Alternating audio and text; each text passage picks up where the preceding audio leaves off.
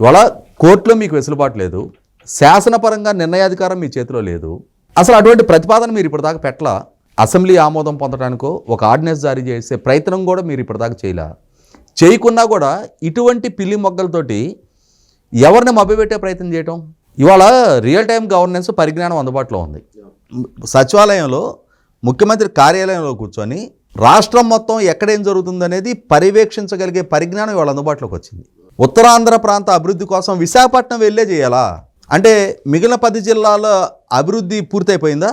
52 స్థానాలు ఉన్న రాయలసీమలో 49 స్థానాలు మీకు కట్టబెడితే రాయలసీమని అద్భుతంగా, అమోఘంగా, బ్రహ్మాండంగా, బజగోవిందంలాగా మీరు అక్కడ అద్భుతంగా అభివృద్ధి చేసేసారా? మీ జిల్లాలో కొట్టుకుపోయిన అన్నమయ్య ప్రాజెక్టుకు సంబంధించిన సహాయ పునరావాసాలు ఇప్పటికి పూర్తయినాయా? మీ సొంత నియోజకవర్గానికి ఇవాళ గండికోటలో నీళ్లున్నాయి, చిత్రావతిలో నీళ్లున్నాయి, సర్వరాసాగర్లో నీళ్లున్నాయి. మీ సొంత జిల్లాలో మీ సొంత నియోజకవర్గానికి నీళ్లు అందించే పిల్లకాల వ్యవస్థ ఏర్పాటు చేశారా? రాయలసీమ ప్రాంతానికి డ్రిప్ పరికరాలు మొత్తం ఇచ్చేశారా? మొన్న తుఫాన్కి హార్టికల్చర్ దారుణంగా దెబ్బతింది. అంతకుముందు కరువు కొరలో చిక్కుకుంది.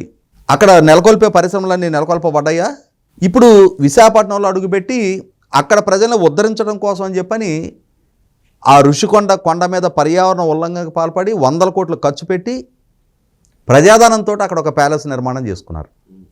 దానికోసం ఆ సన్యాసి ఎవరో చెప్పారు, ఆ కొండ మీద నుంచి పరిపాలిస్తే ఒక 30 ఏళ్ళు ఈయన పరిపాలనలో కొనసాగుతారు అని చెప్పని దాన్ని ఒక సాకుగా ఎంచుకొని ప్రజాధనాన్ని ఖర్చు పెట్టి నిర్మాణాలు చేశారు.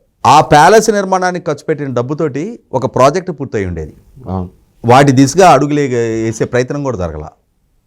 కానీ ఈ ప్రజాధనాన్ని ఈ రకంగా లూటీ చేస్తా ఇవన్నీ గౌరవ న్యాయస్థానం గమనించట్లేదా? అందుకని గౌరవ న్యాయస్థానం కూడా ప్రభుత్వ అభ్యర్థన మేరకు వాళ్లే త్రిసభ్య ధర్మాసనానికి ఇవ్వాలి అన్నారు. సో త్రిసభ్య ధర్మాసనానికి నివేదిస్తున్నాం. అప్పటి వరకు మీరు ఎటువంటి కుప్పిగంతులు వేయడానికి ఇల్లేదు, ఈ పిల్లి మొగ్గలు ఇవన్నీ ఇక నడవు అని చెప్పని స్టేటస్ కో మెయింటైన్ చేయమన్నారు. కాబట్టి ఇంకా దీన్ని ఒక ఎమోషనల్ ఇష్యూగా చేసి ఉత్తరాంధ్ర ప్రజలను ఏదో మభ్యపెట్టేసి మీకు ఇక్కడ పరిపాలనా రాజధాని, అసలు పరిపాలనా రాజధాని పరమైన విధాన నిర్ణయమే జరగల.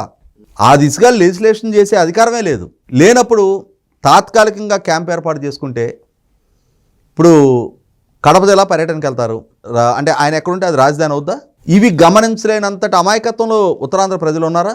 జగన్మోహన్ రెడ్డి గారు నాయకత్వం ఏంటి, ఆయన వైఖరి ఏంటి, ఆయన నైజం ఏంటి అనేది విశాఖపట్నం ప్రజలకు చాలా స్పష్టంగా తెలుసు. కాబట్టి 2014లో వాళ్ళ అమ్మగారు పోటీ చేస్తే బాబోయ్ మాకొద్దున ఆయన ఈ భారం అని చెప్పని ఓడించి కూర్చోబెట్టారు.